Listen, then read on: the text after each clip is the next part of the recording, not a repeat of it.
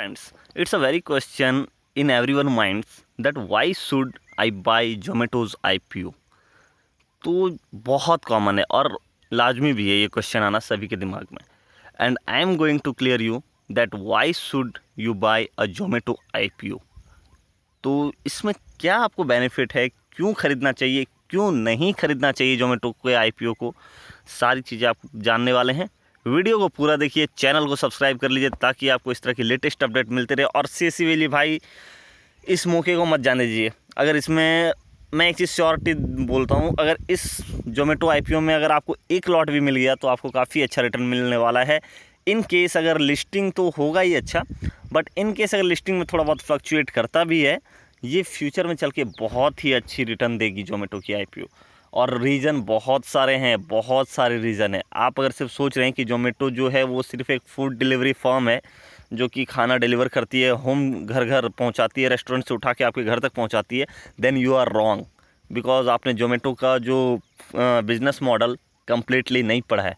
जोमेटो बहुत बड़े मोटिवेशन, बहुत बड़े इंटेंशन के साथ IPO को ओपन किया है जोमेटो ने, ठीक है। और सारी चीज़ें मैं बताने वाला हूँ इस वीडियो में, तो वीडियो को पूरा देखिएगा ताकि आपको सारी चीज़ें समझ में आए वन बाय वन। तो सबसे पहले जोमेटो के बारे में बात करने से पहले हम लोग देख लेते हैं कि 2021 में कौन कौन से IPO आए थे और उन्होंने किस तरह का रिटर्न और परफॉर्मेंस दिया था। उसके अलावा 2018 से लेकर 2021 के बीच में जो IPOs आए हैं उसमें से फूड कंपनीज़ के जो IPO आए हैं, जैसे रेस्टोरेंट्स के, होटल के या फूड ब्रांड्स के, तो उनके IPO ने कैसा परफॉर्मेंस किया है वो चीज़ भी मैं आपको इस वीडियो में बताने वाला हूँ। तो चलिए वीडियो को स्टार्ट करते हैं। वायरल वीक में आप सभी का स्वागत है। तो यहाँ पे मैंने कुछ खोल के रखा हुआ है पेजेस। इसमें आपको 2021 में जो IPOs रिलीज हुए थे उनके बारे में डिटेल मैंने दिखाया हुआ है। इनफैक्ट आप मेरे वेबसाइट पे भी जाके देख सकते हैं ये सारी चीज़ें, thepolicycard.in पे, वहाँ पे भी आपको सारी चीज़ें मिल जाएगी। तो चलिए स्टार्ट करते हैं। आप देख सकते हैं सबसे पहला IPO जो 2021 में रिलीज़ हुआ था, जो जोमेटो के पहले रिलीज़ हुआ था, अभी 5 जुलाई 2021 को, इंडिया पेस्टिसाइड्स लिमिटेड का। इसका इंडिया पेस्टिसाइड्स लिमिटेड का इश्यू प्राइस जो था वो 296 रुपीज़ था। और लिस्टिंग जब हुआ था इस IPO का BSE पे, बॉम्बे स्टॉक एक्सचेंज पे, तो ये 343 रुपये 15 पैसे पे लिस्टिंग हुआ था, यानी कि लगभग 16% का प्रॉफिट दिया था इस IPO ने। और अभी करंट रेट अगर आप देखेंगे इस इंडिया पेस्टिसाइड्स का, तो ये स्टॉक एक्सचेंज पे 336 रुपये 85 पैसे पे लिस्टिंग है, ठीक है। उसके बाद डुडला डेयरी का अगर परफॉर्मेंस देखें, 28 जून को ये रिलीज़ हुआ था IPO, जो 428 रुपये के इश्यू प्राइस के साथ था। और जब लिस्टिंग हुआ था तो इसने 609 रुपये का रिटर्न दिया था, यानी 42% का प्रॉफिट दिया था सिर्फ 10 दिनों में। आप सोच सकते हैं 10 दिनों में 42% का प्रॉफिट कौन सी ऑर्गेनाइजेशन, कौन सा इंश्योरेंस कंपनी, कौन सा बैंक आपको प्रोवाइड करेगा।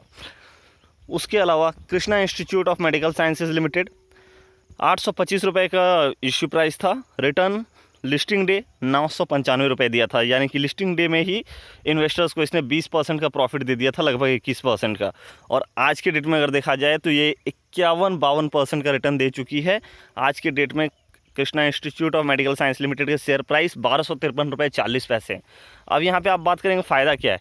फ़ायदा आप डायरेक्ट यहाँ पे देखिए कि आपने, इसे सिंपल लैंग्वेज में मैं आपको समझाता हूँ। आपने कोई चीज़ दुकान से ख़रीदी, ठीक है। मान के चलिए आप एक दुकान गए, दुकान में जाने के बाद आपने बोला कि मुझे ये प्रोडक्ट चाहिए।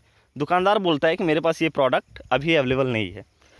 तो उसके बाद कुछ देर में आपके एक फ्रेंड आपको फ़ोन करते हैं। फ्रेंड आपको बोलता है कि भाई इस प्रोडक्ट का जो दाम है ना वो अगले महीने बढ़ने वाला है, ठीक है। तो फ्रेंड आपको ये बोलता है कि अगले महीने बढ़ने वाला है। अब भाई बढ़ने वाला है तो आपके मन में टेंशन हो जाता है कि अगर मैं आज में प्रोडक्ट ले लेता हूँ तो मेरा कुछ अमाउंट घटेगा, बचेगा, या फिर अगर मैं आज नहीं लेता हूँ तो मेरा पैसा ज़्यादा लगेगा। तो इस चीज़ को ध्यान में रखते हुए आप दुकानदार को बोलते हैं कि भैया देखिए, मैं आपको आज एडवांस पेमेंट कर दे रहा हूँ कुछ, ठीक है। और आज जो प्राइस है प्रोडक्ट का, उस प्राइस में आप मुझे 10 दिन के बाद दे दीजिएगा, ठीक है। और अगर प्राइस बढ़ता है तो वो लॉस आपको कवर करना होगा। अगर दुकानदार मान जाता है, दुकानदार एग्री हो जाता है, तो वो एग्रीमेंट कर लेता है, आप उसे एडवांस पेमेंट कर देते हैं। अब क्या हुआ कि जब आपने एडवांस पेमेंट दुकानदार को कर दिया तो दुकानदार तो बाउंडेड हो जाता है। अगर रेट कल के डेट में बढ़ता है तो भी वो आपसे उतने ही पैसे लेगा जितने कि आज के प्राइस है। तो सेम वे में आप चीज़ को समझिए कि आपने कोई शेयर है, जैसे Krishna institute of medical science limited. इसका जो शेयर था आईपीओ था, आईपीओ के रूप में शेयर रिलीज़ होता है। तो इस आईपीओ को आपने 825 रुपये में ख़रीदा, ठीक है। लेकिन जब 12 दिन या 13 दिन के बाद जब लिस्टिंग होती है स्टॉक एक्सचेंज पे, तब ये लिस्टिंग होती है 995 रुपये में, ठीक है। तो अभी आपको क्या बेनिफिट है कि आपने ख़रीदा तो 825 रुपये में था, लेकिन जब अब 12 दिन के बाद लिस्टिंग हुई 995 में, यानी आप उसी शेयर को जो आपने 825 रुपये में ख़रीदा था, सेम उसी शेयर को आप 995 रुपये में बेच सकते हैं। अब मान के चलिए इस 10 दिन या 12 दिन के गैप में जो प्रॉफिट हुआ वो तो आपका प्रॉफिट अपना है, और वो सॉलिड प्रॉफिट है, उसमें कोई डिडक्शन भी नहीं है आपका। और सेम चीज़ को, यानी जो सेम स्टॉक आपने 825 रुपये में ख़रीदा था 28 जून 2021 को, वो सेम स्टॉक अगर आप अभी तक बचा के रखते, आपने सेल नहीं किया होता, तो आज की डेट में आपको उस 825 रुपये के बदले 1253 रुपये मिल रहे होते पर शेयर का, यानी एक शेयर पे। अब इस तरह से अगर आपने 200, 300, 400 शेयर खरीदे हैं तो प्रत्येक शेयर पे उतना आपको प्रॉफिट 400, 450 रुपये का होता। तो इस तरह से आपको बेनिफिट होता है आईपीओ में। आई होप आईपीओ की बेसिक चीज़ें आपको समझ में आ गई होगी। अब आगे बढ़ते हैं। देख सकते हैं श्याम मेटलिक्स एंड एनर्जी लिमिटेड है, 306 रुपये का आईपीओ था, लिस्टिंग हुआ 375 में, लगभग 23% का रिटर्न दिया था इसने। सोना बीएलडब्ल्यू प्रेसिजन फॉर्जिंग्स लिमिटेड 291 रुपये का इशू प्राइस था, लिस्टिंग हुआ 362 रुपये में। ये सारी मैं 2021 की बता रहा हूँ। आप अभी तक देखिए एक भी आईपीओ ने लॉस नहीं दिया है। मेरा मेन जो बताने का मकसद है वो आप ध्यान से नोटिस कीजिएगा कि एक भी आईपीओ ने अभी तक लॉस नहीं दिया जो मैंने बताया। उसके बाद चलते हैं पावर ग्रिड इंफ्रास्ट्रक्चर इन्वेस्टमेंट पे।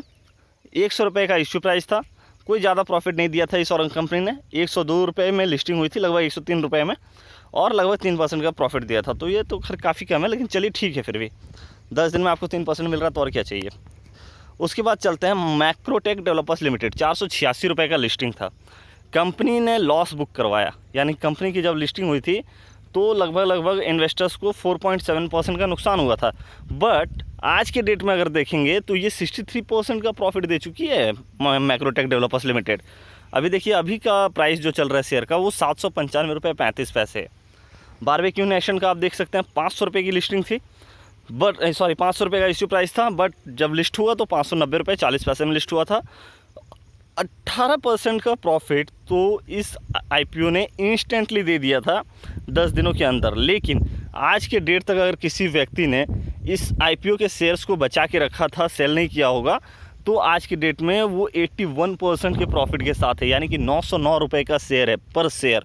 और ये जो बारबेक्यू नेशन लिमिटेड है, ये आपको पता होगा कि रेस्टोरेंट सिस्टम पे काम करती है और अनलिमिटेड फूड प्रोवाइड करती है एक फिक्स रेट पे, ठीक है, और लाइव बारबेक्यू होता है। तो इसकी डिमांड आगे फ्यूचर में चल के बढ़ने वाली है और काफ़ी ज़्यादा बढ़ने वाली है। और जो इस आईपीओ के शेयर्स को बचा के रखेगा, बिलीव कीजिए उससे 200-300% तक का प्रॉफिट हो सकता है। उसके बाद देखते हैं नज़ारा टेक्नोलॉजीज लिमिटेड। आप बाकी देखते जाइए, ठीक है, जो मुझे मेन बताना था वो मैं बता रहा हूँ। अब जो कुछ हाईलाइटेड है जैसे कल्याण ज्वेलर्स अभी तक लॉस में चल रही है ये आईपीओ। तो आपको एक चीज़ नोटिस कीजिएगा, अभी मैं एक दो और बताता हूँ, उसके बाद मैं आपको बताता हूँ मैं क्या नोटिस करने आपको बोल रहा हूँ। उसके बाद सूर्योदय small finance bank limited loss में चल रही है।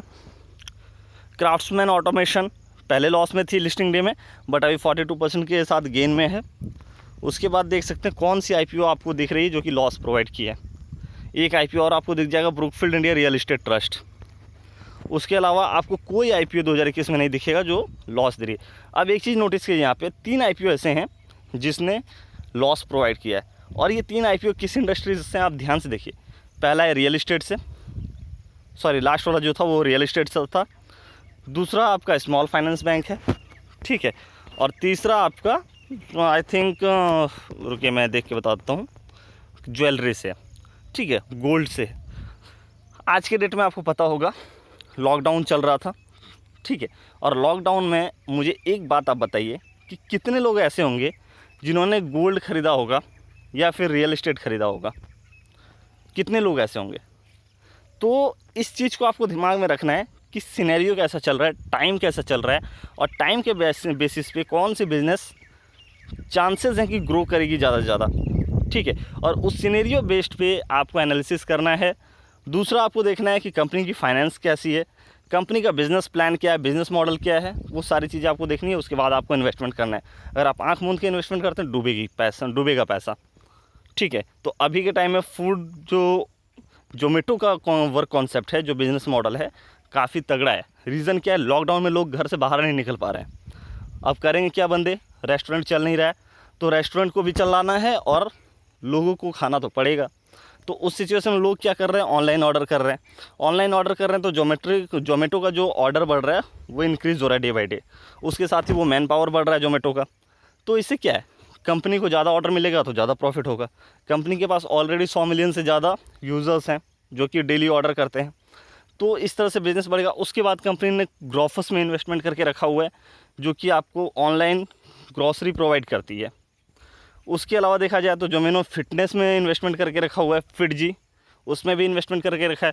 उसमें क्या है कि आपको, मान के चलिए आप दिल्ली में रहते हैं, आपने फिटजी जिम का एक सब्सक्रिप्शन प्लान परचेस किया है। कभी मान के चलिए कि आपको काम के पर्पज़ से या किसी और पर्पज़ से दिल्ली से बाहर जाना होता है किसी दूसरे स्टेट में। अब दूसरे स्टेट में जाके क्या आप दोबारा से आपको जिम के लिए सब्सक्रिप्शन परचेस करना पड़ेगा। लेकिन अगर आपके पास फिटजी का सब्सक्रिप्शन है तो क्या कर सकते हैं आप? डायरेक्टली फिटजी के उस सेंटर पे, अगर आसपास आपका फिटजी का सेंटर है, वहाँ पे सेम कार्ड ले जाके आप एनरोल कर सकते हैं और वहाँ अपना जिम प्रैक्टिस कर सकते हैं। तो देख सकते हैं सिर्फ ये फूड डिलीवरी तक लिमिटेड नहीं है जोमेटो ने कई ऐसे मार्केट को पकड़ के रखा है जो आगे की टाइम में बहुत अच्छा ग्रो करने वाली है, और इस वजह से जोमेटो की आईपीओ की डिमांड बढ़ी है। आपने कल का न्यूज़ पढ़ा होगा, मैंने एक वीडियो भी बनाया था कि जोमेटो का जो आईपीओ है वो ओवर सब्सक्राइब्ड ऑलरेडी हो चुका है डे 1 में। ग्रे मार्केट प्रीमियम जो है, जहाँ पे ब्लैक रेट पे लिया जाता है, ठीक है, वहाँ पे जोमेटो के शेयर की डिमांड जो है वो मोर देन 26% इंक्रीज़ कर गई है। और जो रिटेल इन्वेस्टर्स के लिए शेयर्स हैं आईपीओ में, कम्प्लीटली फुल हो चुका है कल 4:14 पे ही। अब सोच लीजिए कि आज का दिन पूरा बचा हुआ है, कल का दिन पूरा बचा हुआ है। मतलब जोमेटो कितना ज़्यादा अमाउंट, इसमें तो आपको शेयर मिलने के भी चांसेस बहुत कम हैं। अगर आपको शेयर चाहिए तो सेम मैंने जो कल बताया था, आपको घर में जितने भी फैमिली मेम्बर्स हैं सबके नाम से डीमैट अकाउंट खोलिए, कोई पैसा नहीं लगता है, फ्री ऑफ कॉस्ट है। सबके नाम से डीमैट अकाउंट खोल के और सबके नाम से आप आईपीओ के लिए अप्लाई कर दीजिए। लक साथ देगा, किसी न किसी के नाम पे आईपीओ मिल जाएगा, और मिल जाने के बाद मैं गारंटी देता हूँ कि काफ़ी अच्छा रिटर्न मिलने वाला है इस आईपीओ के थ्रू।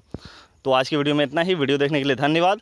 डिस्क्रिप्शन बॉक्स चेक कीजिए, वहाँ पे आपको 5 पैसा, आप स्टॉक्स और ग्रो ऐप का और एंजल ब्रोकिंग का लिंक मिल जाएगा, वहाँ से आप अकाउंट ओपन कर लीजिए। तो आज की वीडियो में इतना ही। वीडियो देखने के लिए धन्यवाद।